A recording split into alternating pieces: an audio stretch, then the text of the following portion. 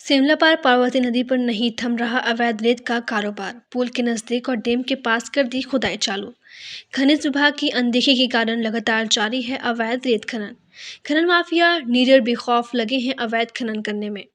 लगातार खबर प्रकाशित करने के बाद भी अधिकारी नहीं दे रहे इस ओर ध्यान। आखिर क्यों नहीं कर पा रहे राजस्व या खनिज विभाग इन पर कोई ठोस कार्रवाई। ब्यौरा विधानसभा के सुठालिया क्षेत्र सेमला पार में रेत का अवैध खनन रुकने का नाम नहीं ले रहा है। जहां पोकलिन मशीन से अवैध खनन किया जा रहा, वहीं माफियाओं ने विभाग को डेंगा दिखा दिया है। प्रतिदिन हो रहे अवैध खनन माफिया के हौसले बुलंद हो रहे हैं। वहीं प्रशासन को रेत पर मिलने वाली रॉयल्टी का भी नुकसान हो रहा है। सूत्रों की माने तो सेमला पार में चल रहे ब्रिज के नीचे से प्रतिदिन 200 से 250 ट्रॉली रेत का अवैध खनन किया जा रहा है, जिस पर खनिज विभाग का कोई अंकुश नजर नहीं आ रहा है। लगातार खनन से बढ़ रही किसानों की परेशानी, प्रशासन बेटमौन।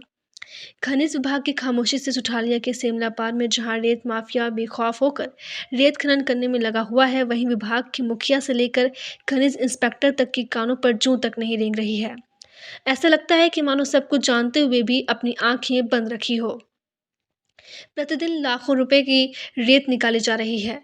अगर रेत माफियाओं द्वारा निकाली जा रही अवैध रेत का मूल्यांकन किया जाए तो पता चलेगा कि एक ट्रॉली रेत जिसको वह 3500 से 4000 रुपये तक लेकर नदी से निकलने देते हैं, इससे अंदाजा लगाया जा सकता है यदि 200 ट्रॉली भी रोज निकालते हैं तो 7 लाख रुपए की रेत सेमला पार के पॉइंट बेची जा रही है, जिसमें प्रशासन को कुछ भी नहीं मिल पा रहा। अब देखना यह है कि खनिज अधिकारी कब कार्रवाई करेंगे। जब मीडिया ने तहसीलदार को कॉल किया और बोला कि सेमला पार नदी में पोकलेन मशीन चल रही है, तहसीलदार दोजीराम अहिरवार अपना पल्लू झाड़ते हुए बोले कि मैं अभी बिजी हूँ, बाद में बात करते हैं। प्रशासन की अनदेखी के कारण रेत माफियाओं ने किया हमला। सेमला पर कनारखेड़ी पार्वती नदी पर खुदाई को लेकर रात 10 बजे दो पक्षों में विवाद हो गया। विवाद इतना बढ़ गया कि रेत माफियाओं ने हमला कर दिया, लाठी फाल से चला दी। इतना ही नहीं, रेत माफियाओं ने पार्वती नदी में अपने ट्रैक्टर को दौड़ा दौड़ा कर लोगों को घायल किया, जिससे कनारखेड़ी के काशीगिरी और उनके परिवार की छोटू गिर, कैलाश गिर, अरविंद गिर, चिंटू गिर, आशीष गिर को गंभीर चोट आई।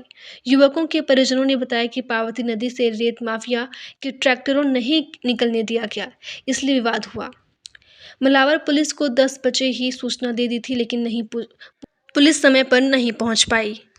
सुदर्शन टुडे, ब्यौरा मुकेश वर्मा।